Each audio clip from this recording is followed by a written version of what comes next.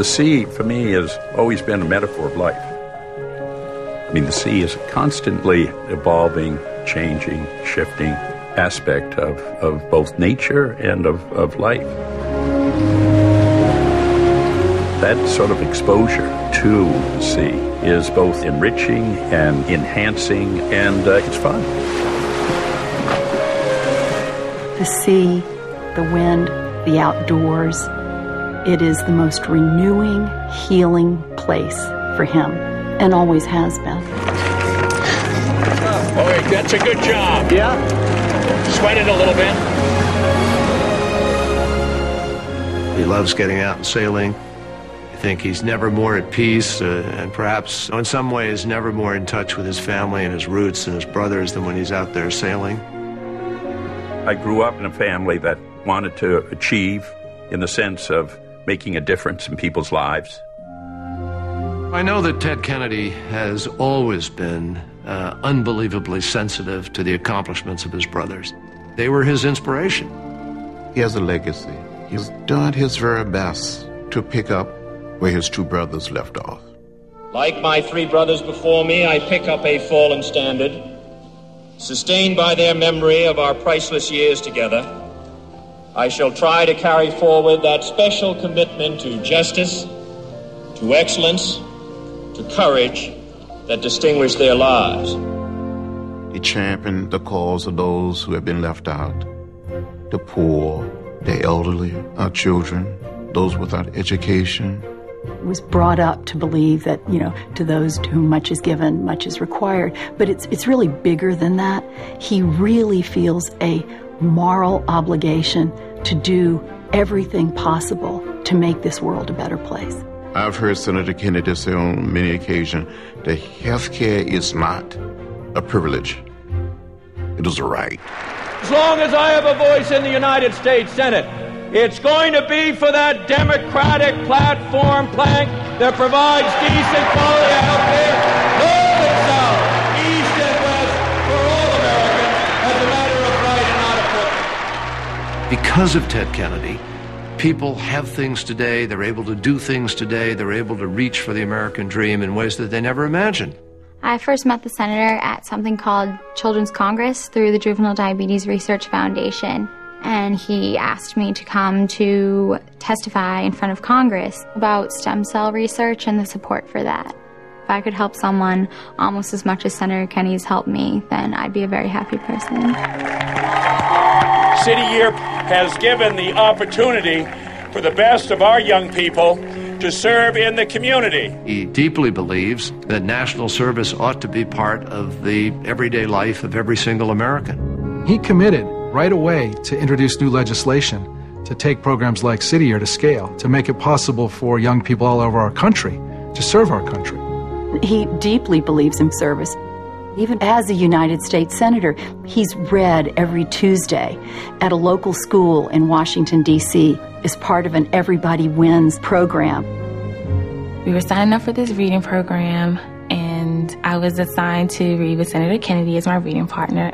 It gave me someone to want to do well for and make proud. I'm going to Virginia Commonwealth University in Richmond, and I'll be majoring in education. We're talking about a man of incredible sensitivity. He has always been there for the troops. He's always been there understanding the sacrifices that those troops made. He's been there for their families. We met Senator Kennedy for the first time in November 2003 when we buried our son John at Arlington National Cemetery. Their son was lost because his Humvee was not up-armored, and they've really dedicated their lives to making sure that other young men and women don't suffer the same fate. John died just after his 20th birthday. Senator Kennedy agreed to call hearings. Within 6 months of those hearings, all troops in Iraq had body armor. And to that I owe the senator. Brian and his wife Alma turned that enormous personal tragedy into a remarkable force for change. Senator Kennedy had been a Gold Star family before I was born. He remembers where his mother was, where his father was, when they came to tell him his brother Joseph was killed. We share a wound that doesn't heal, and a deep and abiding love for this country. And Senator Kennedy taught me that government can function for the common man. His patriotism, his family, his faith, really, those three things are just intrinsic to who he is.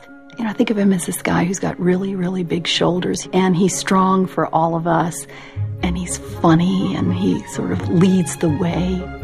He's the Pied Piper in our family. How many sails are up? Well, let's count them. What do we call the one that's way, way, way up at the tipping point? Oh, that? The halyard, isn't it? Oh, no, the fisherman? Fisherman! Don't tell me you want to put the fisherman on the other side now, Dad. In spite of all of the changes, in spite of all of the progress, Senator Kennedy would tell us that we still have a great distance to go.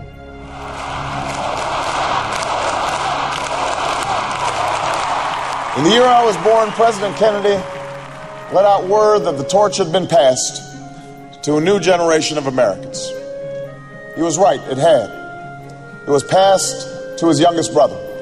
From the battles of the 1960s to the battles of today, he has carried that torch, lighting the way for all who share his American ideals.